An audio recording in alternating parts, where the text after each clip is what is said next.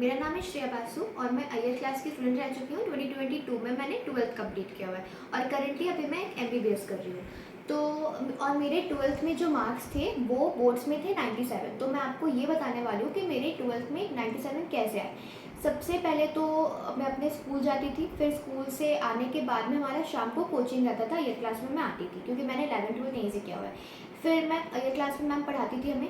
उसके बाद मैं घर जा कर के प्रॉपर जो भी चीज़ पढ़ा उसको प्रॉपरली मैं उसी दिन का पूरा रिवाइज करती थी, प्लस क्वेश्चन प्रैक्टिस करती थी। मैम ने डीपीवी भी दिया हुआ था तो जनरली उसको सॉल्व करती थी। फिर उसके बाद में ना संडे को कभी कभार मैम हमारे इंटेंसिव लॉन्ग सेशंस कराती थी जिसमें हमें आना होता था। मैम पूरा इमेजिन कराती थी, उसके बाद हमें ग्रुप्स में बैठ के उसी चीज़ को पढ़ना होता था, याद करना होता, वहीं के वहीं एट दैट सेम डे। तो वो चैप्टर एट द स्पॉट वहीं ख़त्म हो जाता था।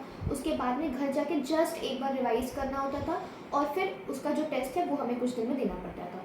तो इस तरीके से होता था, हमें पूरी अच्छी से सब कुछ पढ़ाई जाती थी। लेकिन एक और चीज़ था, हाँ, मॉर्निंग में मैम फार्मूला सेशन कराती थी। लाइक एकदम मॉर्निंग में सुबह मैम कभी कभार जूम करवाती थी, उसमें हम लोग को फार्मूलाज मैम के साथ ही रिवाइज करने होते थे, स्पेशली ड्यूरिंग एग्जामिनेशन जब एग्जाम्स एकदम पास होते थे। तो वहीं पर उस टाइम पर हमारे फार्मूलाज प्रैक्टिस भी हो जाते थे।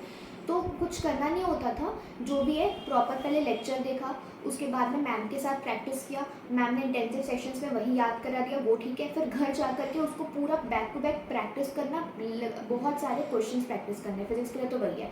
फिर आ करके जो भी डाउट है वो पूछ लेना है, दैट्स इट।